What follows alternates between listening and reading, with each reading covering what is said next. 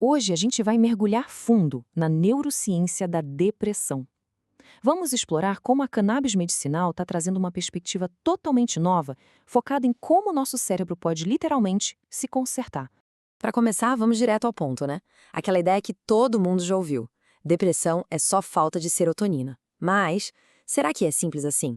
A ciência de hoje mostra que a história é bem mais complexa e, sinceramente, muito mais fascinante. Então, olha só o nosso roteiro. A gente vai desconstruir esse mito da serotonina, conhecer um sistema regulador do nosso corpo que é simplesmente incrível, entender o estrago que o estresse crônico faz no cérebro e, claro, ver como o CBD entra como um adubo para ajudar a reparar isso tudo. E, no final, um papo super importante sobre como fazer isso com segurança. Ok, vamos lá. Para começar a nossa jornada, a gente precisa entender essa visão mais moderna da depressão, que vai muito, mas muito além de um único neurotransmissor. Pois é, a visão antiga, super focada na serotonina, acabava simplificando demais a coisa. Hoje, a gente sabe que o negócio é físico. A gente está falando de neuroinflamação, que é tipo uma inflamação crônica rolando lá no cérebro, e também de uma redução na plasticidade, que é a capacidade do cérebro de criar novas conexões. E o que acontece? Isso leva à atrofia, ou seja, ao encolhimento de áreas super importantes como o hipocampo, que é chave para a memória e para o humor. Então é isso, depressão não é frescura, é uma alteração física, real, no cérebro. E para a gente entender como é possível reparar isso, a gente precisa conhecer o grande maestro do nosso corpo. Um sistema que regula praticamente tudo para manter a gente nos eixos. O mais legal de ver essa linha do tempo é que isso não é nenhuma novidade ou teoria alternativa, sabe? É ciência pura, resultado de décadas de pesquisa. Começou lá nos anos 60, quando identificaram as moléculas da planta. Depois, nos anos 80, descobriram onde elas se encaixavam no nosso cérebro. E o ápice, nos anos 90, foi a descoberta incrível de que a gente produz nossas próprias versões dessas moléculas. Então, afinal, o que é esse tal de sistema endocannabinoide, o SEC? Pensa nele como o grande gerente de comunicação e regulação do seu corpo. A missão dele é manter a homeostase, ou seja, o equilíbrio. Se algo está alto demais, ele abaixa. Se está baixo demais, ele aumenta. E ele faz isso usando suas ferramentas. Os receptores, nossos canabinoides internos e as enzimas que controlam tudo. E essa imagem aqui mostra perfeitamente o alcance dele. Não está só no cérebro, não. Está em tudo que é lugar. Órgãos, sistema imune, ossos, regulando funções essenciais como humor, sono, dor, memória.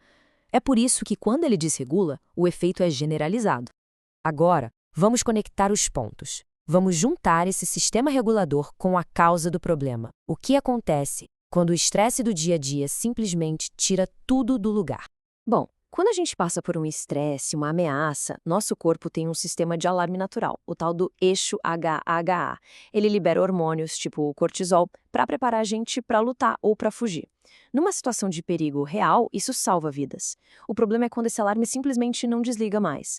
E é aí que mora o perigo. O estresse crônico é quando o alarme fica tocando sem parar. E isso joga os níveis de cortisol lá para cima o tempo todo. E o ponto-chave aqui causa uma diminuição dos receptores CB1 no cérebro. São justamente os receptores que o sistema endocannabinoide usa para acalmar as coisas e trazer o equilíbrio de volta. O resultado dessa bagunça toda é simplesmente devastador para o cérebro. O nascimento de neurônios novos, a neurogênese, praticamente para. A capacidade das conexões que já existem de se fortalecerem, a tal da plasticidade, fica super prejudicada. E isso leva àquela atrofia do hipocampo que a gente já falou e, claro, a uma dificuldade enorme de regular o próprio humor. Certo. Então, se o estresse danifica a estrutura do cérebro, como a gente pode consertar isso? É exatamente aqui que o canabidiol, o famoso CBD, entra em cena. E não como um simples alívio, mas como um agente de reparo mesmo. Aqui está o pulo do gato. O jeito que o CBD age é diferente de um antidepressivo tradicional. Em vez de só mexer com a serotonina, ele vai direto na raiz do problema estrutural. Ele atua no sistema endocannabinoide para restaurar o bom funcionamento dele. E ao fazer isso, ele indiretamente aumenta os níveis de uma proteína essencial chamada BDNF. E é essa proteína que, por sua vez, dá o start de novo no processo de neurogênese, o nascimento de novos neurônios. E o que é esse tal de BDNF? Bom, o fator neurotrófico derivado do cérebro é uma das moléculas mais importantes para a saúde do nosso cérebro. É ela que mantém os neurônios vivos e saudáveis, que fortalece as conexões entre eles e, o mais importante aqui, é ela que manda o sinal para as células-tronco do cérebro virarem neurônios novos. E adivinha?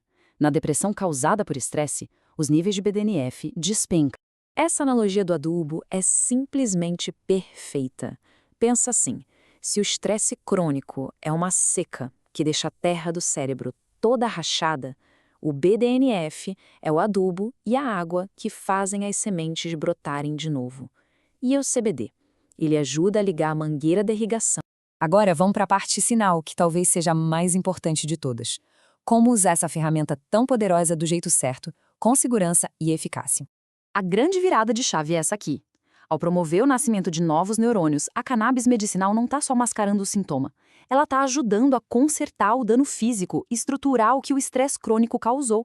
É uma abordagem que busca reconstruir a base da saúde do cérebro, e não só passar uma mão de tinta por cima das rachaduras.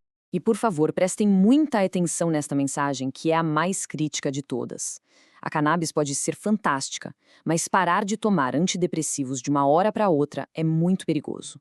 Qualquer mudança na medicação tem que ser feita devagar, de forma gradual e sempre com a supervisão de um profissional de saúde capacitado. É fundamental a gente entender que não existe bala de prata. A cannabis medicinal é uma peça importante, mas de um quebra-cabeça bem maior.